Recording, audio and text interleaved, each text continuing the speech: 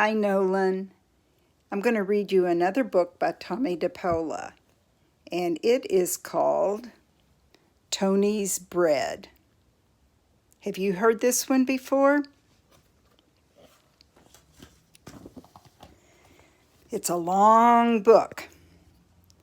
Once, a long time ago, in a small village outside the grand city of Milano, there lived a baker named Antonio, but everyone called him Tony. Tony made bread, and only bread, in his bakery. It was good and simple, and the villagers loved it. But Tony had a dream. One day he would have a bakery of his own in Milano and become the most famous baker in all of northern Italy. He really wants to make bread. Now, Tony lived with his only daughter, Serafina. He was a widower. That means his wife died. And he had raised Serafina from the time she was una piccolo bambina, a little girl. How he had spoiled her. Antonio treats Serafina like una principessa. A princess, said Zia Clotilda. The finest clothes, the finest jewelry, anything her heart desires, said Zia Caterina. She never has to lift a finger or do any work. All she does is sit, looking out the window, eating sweets, said Zia Clorinda. Now that she is old enough to marry, Tony thinks that no man is good enough for his Serafina, the three sisters whispered to each other. Is that Serafina up in the window? It was true. Tony did think that no man was worthy of his darling daughter Serafina. He would not even talk to the young men in the village who wanted to be her friend. So poor Serafina would sit at the window behind the curtains, eating her dolce sweets and crying. Wah! One day, a very wealthy nobleman from Milano was passing through the village. As he went by Tony's house, the wind blew the curtains away from the window, and there was Serafina. Angelo and Serafina looked into each other's eyes, and it was love at first sight for both of them. The three sisters were standing nearby. Dear ladies, Angelo asked them, who is that lovely creature sitting at the window? Che bella donna! What a beautiful woman! Is she married? Or spoken for? Ah, young signor, said Zia Clotilda, that is Serafina, the daughter of Tony the baker. No, she is not married. And not likely to be for a long time, said Zia Caterina. No one is good enough for Tony's little Serafina, Zia Clorinda explained. Well, we'll see about that, said Angelo. Now, aunties, tell me all you can about her. The young nobleman and the three sisters sat and talked and talked and talked. Before long, Angelo knew all about Serafina and her father, Tony the baker, and he knew all about Tony's dream of becoming the most famous baker in all of northern Italy. Grazie, aunties, thank you, said Angelo. I think I have a plan that will give Tony his dream and give me the wife of my dreams, but I will need your help. This is what I want you to do. The next day a letter arrived at the bakery for Tony. Dear Signor Baker, I am Angelo, a nobleman from Milano. I was passing through your village and was lucky enough to taste your fine bread. Would you be so kind as to meet me in front of the church after Mass on Sunday so we may talk? I have a proposal to make to you. Angelo di Milano. And a secret letter arrived at Tony's house for Serafina. Dear bella Serafina, I saw you at the window and I love you. Here's a ring to keep as a symbol of my love for you. It will not be long before we are husband and wife. From Angelo, your true love. Well, Zia Clotilda, Zia Caterina, and Zia Clorinda did their part too. Oh, Tony, Did you see that rich young man from Milano? Zia Clotilda asked. He wanted to know all about you. It seems he just loved your bread, said Zia Caterina. Nothing like it in all Milano, he said. Zia Clorinda said. Why, I wouldn't be surprised if he wanted to meet you, the way he went on. Well, dear ladies, funny you should say that, because he does want to meet me after Mass on Sunday, said Tony. His name is Angelo di Milano.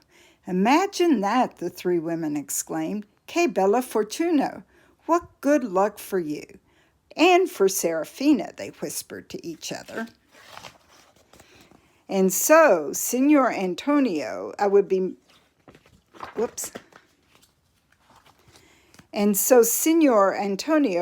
most pleased if you and your lovely daughter will come to Milano as my guest, Angelo said.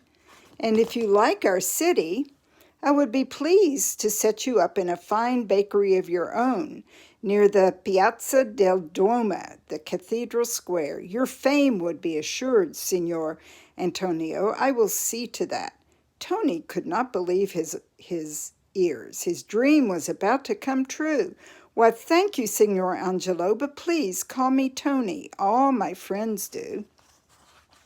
Also, Signor Tony, Angelo continued, the advantages for your beautiful daughter would be great. I admit I would not find it unpleasant for Serafina to sit beside me at my great table as my wife, the daughter of Tony, the most famous baker of Milano.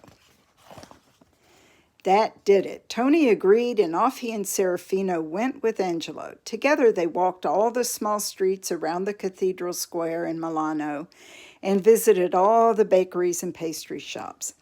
They tasted tortas, or cake, and biscotti, cookies, and pane, bread, and Tony was depressed and sad. The bread alone was like nothing Tony had ever tasted.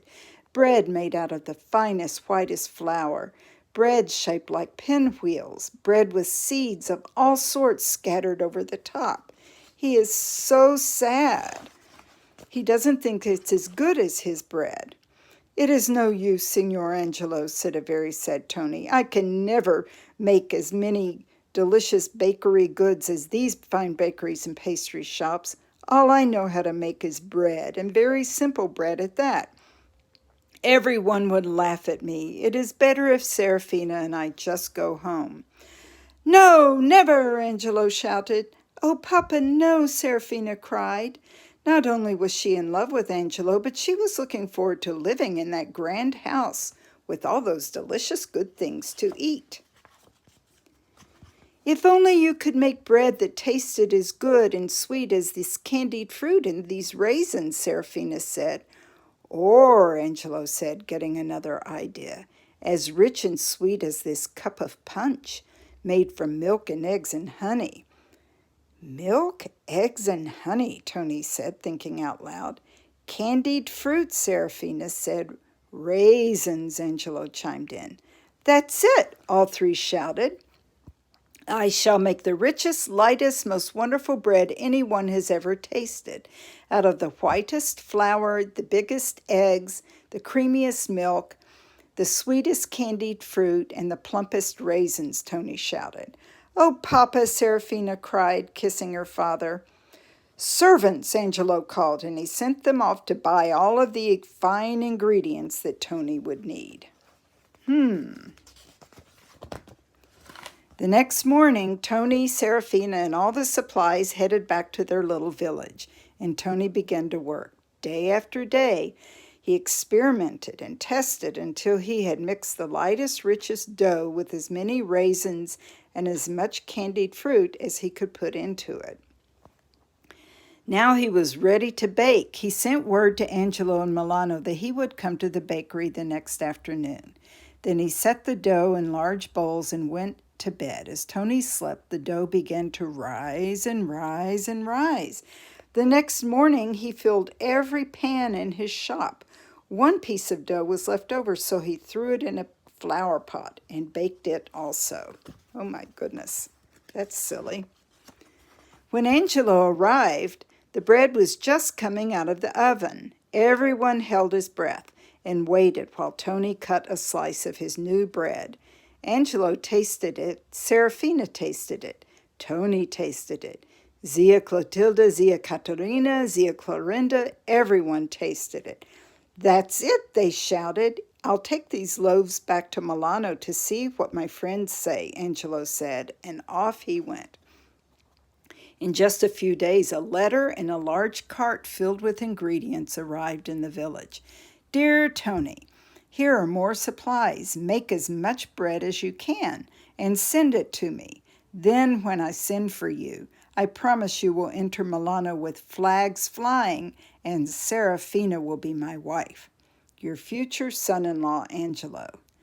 P.S. Please bake all the loaves in flower pots. My friends like the shape of that loaf the best."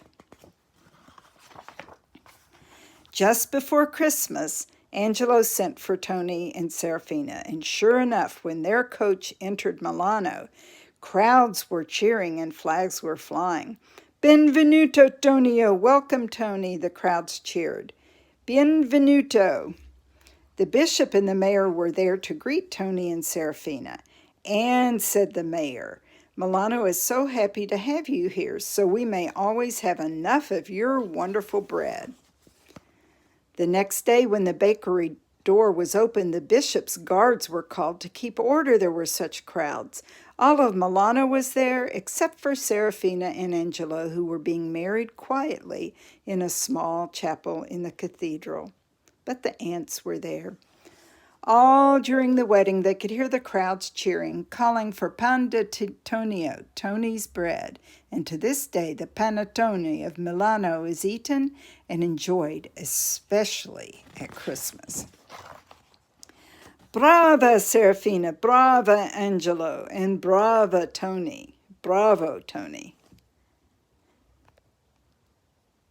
So what did you think about that?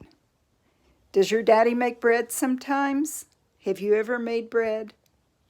I'm going to send this to you. I love you.